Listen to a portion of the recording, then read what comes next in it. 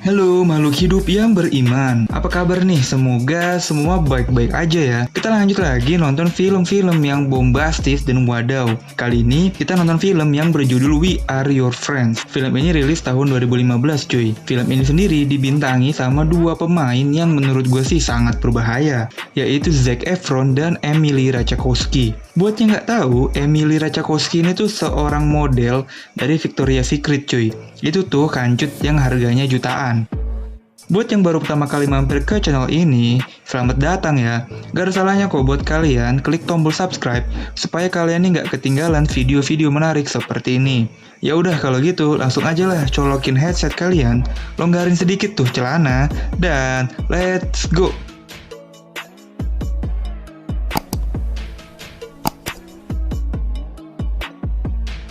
Kita kenalan dulu yuk sama pemeran utama di film ini, yaitu Zac Efron yang berperan sebagai Cole. Cole ini adalah seorang passionate banget sama musik, khususnya musik-musik elektronik atau EDM. Dia ini punya teman yang botak yang berperan menjadi manajernya buat nyariin Cole kerjaan manggung di klub-klub malam gitu deh. Singkat cerita, mereka ini lagi bernegosiasi supaya Cole bisa tampil di sebuah klub. Mereka pun dikasih tantangan kalau mau tampil harus bawa banyak cewek ke klub itu.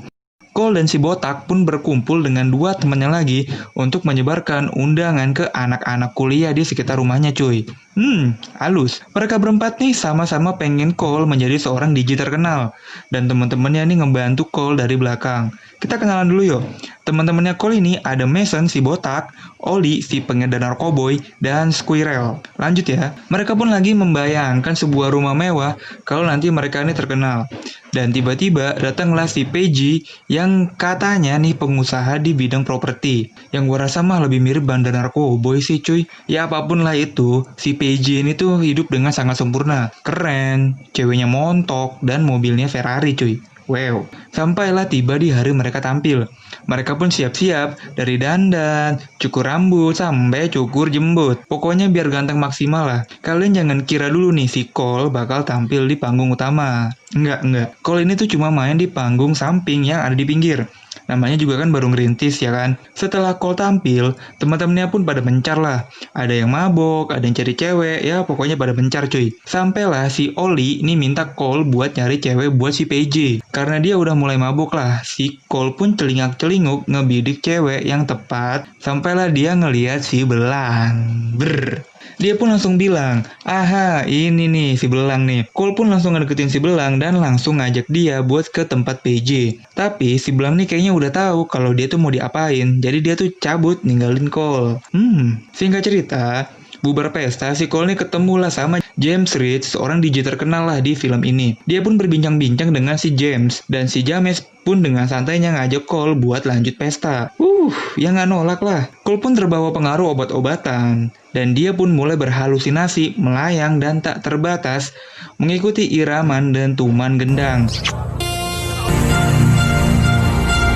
Sampailah si Cole ini tuh terbangun di rumahnya James. Dia pun terkaget-kaget, kok ada si Belang? Ternyata si Belang ini tuh ceweknya si James cuy. Ya. James pun meminta si Cole buat nyetel musik yang dia bikin. Tapi, tampaknya si James ini tuh nggak tertarik sama musik buatannya Cole. Cole pun diantar pulang lah sama si Belang. Si Belang ya emang dah. Mereka pun berkumpul dan mengeluh atas hidup yang tidak adil. Mereka pun berpikir gimana caranya dapat duit cepet tapi halal. Akhirnya, mereka pun datang ke PJ dan menjadi sales properti bawahannya PJ cuy. Sebagai awal, mereka pun dikasih duit $1.000 yang mereka bagi berempat. Bukannya dipakai foya-foya sama si Cole, duitnya ini malah ditabung cuy.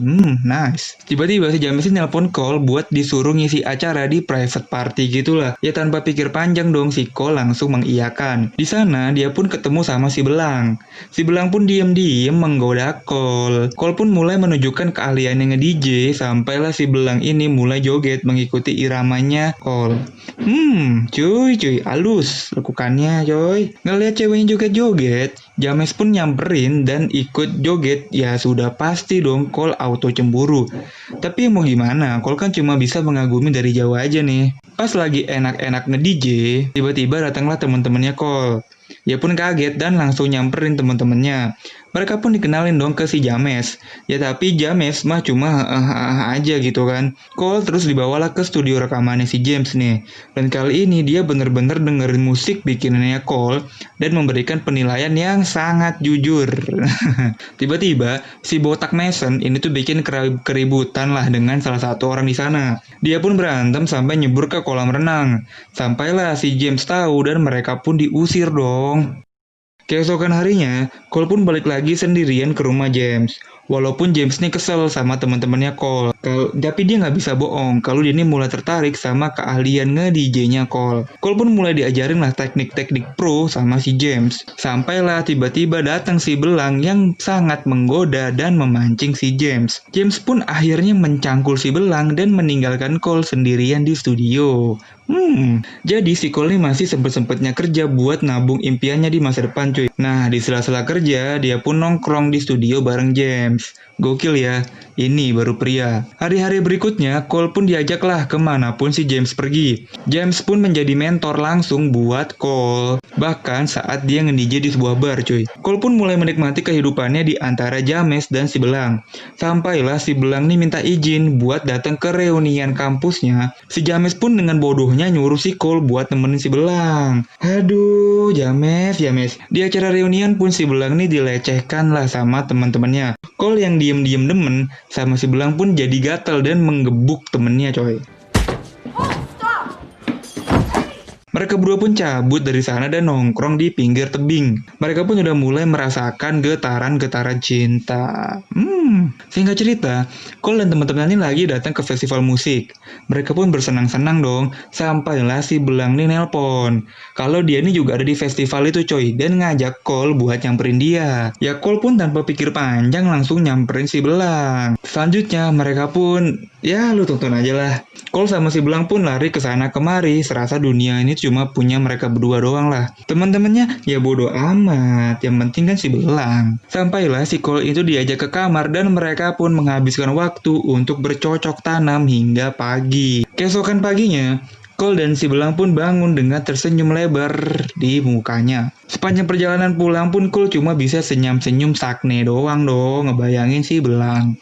James pun seperti biasa ngajak Cole buat main ke rumahnya. Sampai sini nih James belum tahu kalau si belang nih abis dicangkul sama si Cole. Gokil. Tabungan Cole pun semakin lama semakin banyak cuy. Dia pun masih dengan sabar menabung di kotak sepatu di bawah kasurnya. Sampailah Cole ini tuh lagi main ke rumahnya James. Tapi si James sama si belang ini lagi berantem. Karena serba salah, Cole pun nemenin James buat ngeliat cewek-cewek joget. Di sana, James dan Cole tuh minum-minum sampailah si Cole ini tuh muntah. Pas jadi WC, si belang ini tuh nelpon. Dan bodohnya si Cole, wallpaper HP-nya itu tuh dipasang pas dia lagi pelukan sama belang. Aduh, bucin gak gini juga dong, John. Cole pun langsung disamperin dong sama James. James pun gak banyak berkata-kata, dia pun langsung nge-smackdown dan gedebuk aja gitu kan. Cole pun bilang kalau James ini tuh gak sayang sama si belang. Jadi daripada mubazir, ya gua aja dah yang nyangkul. Sama si James pun dijeduk lagi. Terus ditinggalin gitu aja deh si Cole. Sehingga cerita, entah dapat duit dari mana nih, si Mason nih bisa-bisanya nih nyewa rumah yang lumayan gede buat mereka tinggal berempat. Ya buat syukuran, mereka party dong.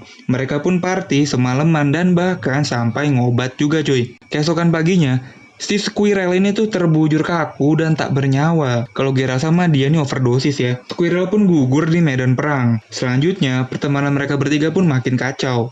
Kelihatan sih masing-masing mereka nih terutama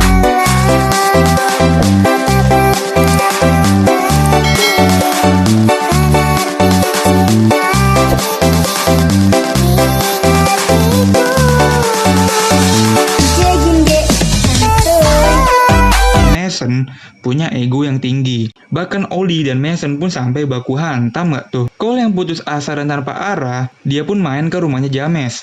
Yang ternyata James juga lagi berantakan karena dia ini putus sama si belang. Akhirnya mereka pun saling curhat dong. Aduh. Ya selanjutnya, Cole pun nyamperin Belang yang sekarang kerja di warung kopi. Belang pun masih menyambut dengan hangat kehadiran Cole. Hari-hari berikutnya, Cole ini banyak menghabiskan waktu buat memproduksi musik dan sampailah dia ditawarin sama James buat jadi DJ pembuka di sebuah festival musik bernama Summerfest. Salah satu festival besar lah di sana cuy. Cole pun main dengan penuh rasa percaya diri dan dia pun berhasil menaklukkan panggung dan ngebuat orang-orang nih berjoget mengikuti iramanya. Keren sih. Selanjutnya, Oli, Mason menjalani hari-harinya masing-masing cuy. Begitu juga dengan Cole yang berhasil mendapatkan hatinya si Belang. Kan udah gue bilang, Belang tuh nggak ada obat. Film ini pun berakhir dengan akhir yang bahagia buat Cole dan si Belang. Tetap. Film yang sangat menarik ya. Selain persahabatan, percintaan juga ada sebuah perjuangan untuk meraih ambisi dan tujuan di masa depan cuy. Ya terlepas dari masalah mencicip, punya teman atau apalah itu. Sebenarnya di film ini tuh kita bisa belajar dari Cole cuy. Yang sangat gigih dan pantang menyerah untuk mengejar mimpinya menjadi seorang DJ. Usaha dan kerja keras dia lakuin terus. Sampai jatuh bangun dan sampailah dia menjadi seorang DJ yang terkenal cuy. Plus dia dapat si Belang.